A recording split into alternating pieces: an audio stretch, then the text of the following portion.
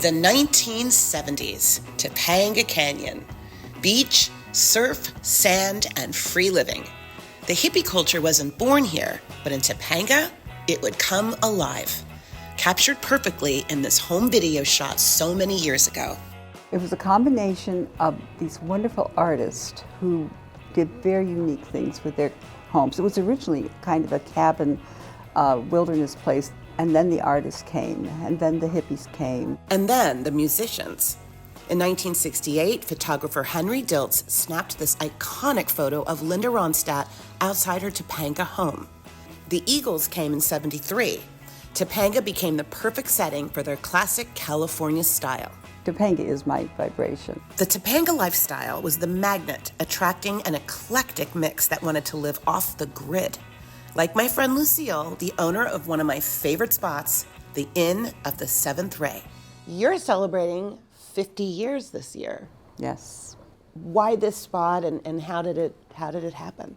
Oh, we never had any desire to create a restaurant. There is nothing quite like the Inn of the Seventh Ray.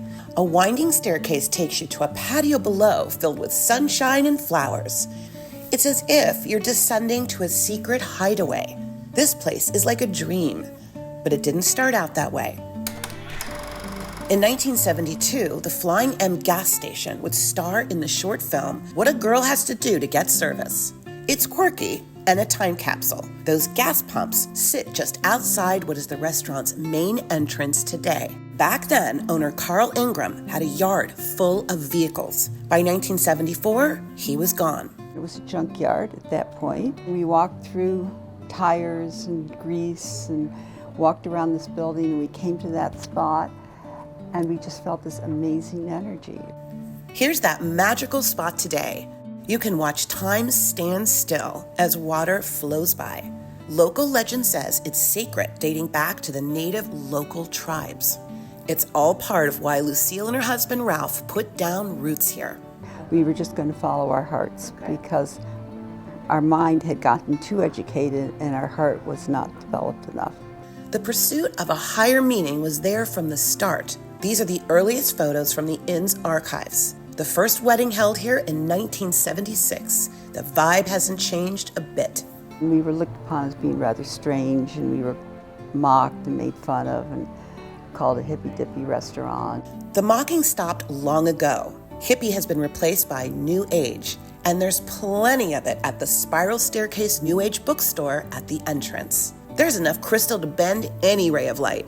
There was and is still very special energy. There is a very special energy, and also it's a great name. Where does the name come from?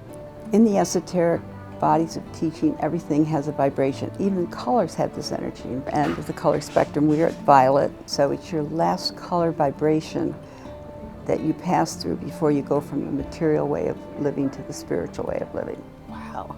That was an intent. It is said we won't know how strong we are until we are tested. In January, Topanga was tested. As fires tore through the Palisades in Malibu, they came close, but missed the inn. There were about 24 people that defied the evacuation orders who stayed and saved Topanga. But the consciousness of Topanga really showed through because I had a lot of people praying and visualizing angels coming down, linking and reversing the fires. So I would actually give directions to the angels. That was my job. Behind me, you can see how close the fires got. Thankfully, the heroes got the fires out. The Inn of the Seventh Ray is literally right here. That's really close. Everything was dark. There was no electricity on, except for the Inn of the Seventh Ray. It became this kind of respite place to go to get filled up. Every time they needed like coffee cups to make their hot coffee with, I gave them the combinations to the restaurant, told them where the things were. This isn't the first time we've had fires and floods and road closures and whole chunks of the mountain falling out, so we're pretty practiced in disasters. Survival is always the very first place you have to go because you have to keep going. So it is today, 50 years after opening. The Inn at the Seventh Ray is as perfect as ever. one of SoCal's most inviting and romantic restaurants. But the legacy business is facing significant challenges, trying to hold on while the surrounding area recovers. The first day we opened here, we had 6 customers, and the first day we opened at the restaurant 50 years ago, we had 6 customers. So we're right on target. right on target.